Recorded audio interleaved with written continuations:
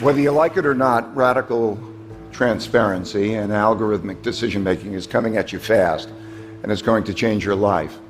That's because it's now easy to take algorithms and embed them into computers and gather all that data that you're leaving on yourself all over the place, and know what you're like, and then direct the computers to interact with you in ways that are better than most people can.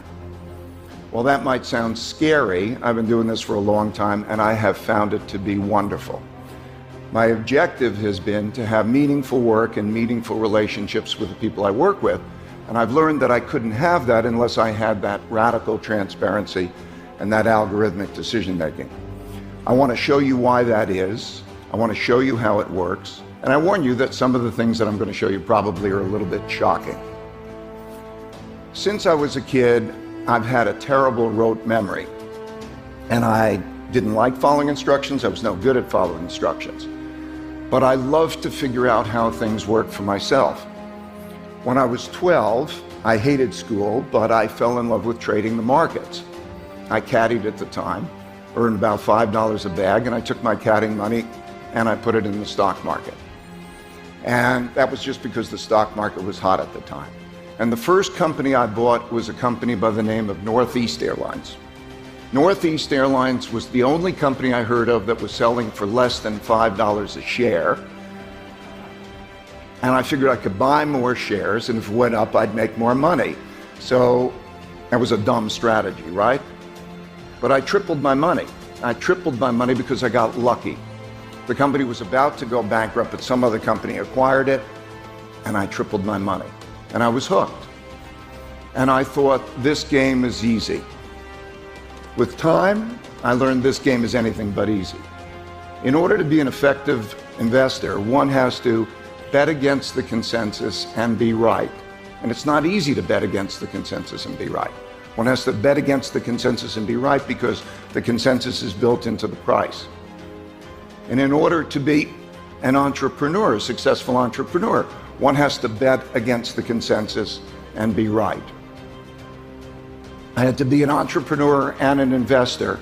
And what goes along with that is making a lot of painful mistakes.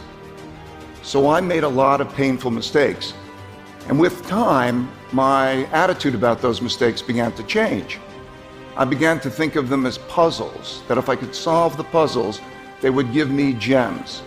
And the puzzles were, what would I do differently in the future so I wouldn't make that painful mistake? And the gems were principles that I would then write down so I would remember them that would help me in the future. And because I wrote them down so clearly, I could then eventually discovered I could then embed them into algorithms. And those algorithms would be embedded in computers, and the computers would make decisions along with me.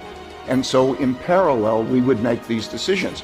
And I could see how those decisions then compared with my own decisions. And I could see that those decisions were a lot better.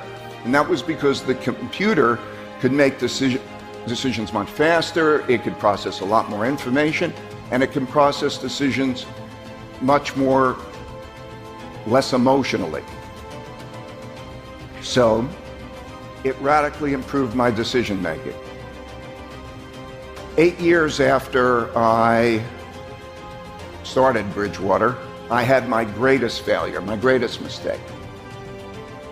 It was late 1970s, I was 34 years old, and I had calculated that American banks had lent much more money to emerging countries than those countries were going to be able to pay back, and that we would have the greatest debt crisis since the Great Depression. And with it, an economic crisis and a big bear market in stocks. It was a controversial view at the time. People thought it was kind of a crazy point of view. But in August 1982, Mexico defaulted on its debt, and a number of other countries followed, and we had the greatest debt crisis since the Great Depression.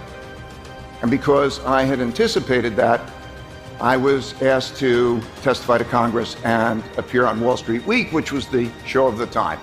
Just to give you a flavor for that, I've got a clip here, and you'll see me in there.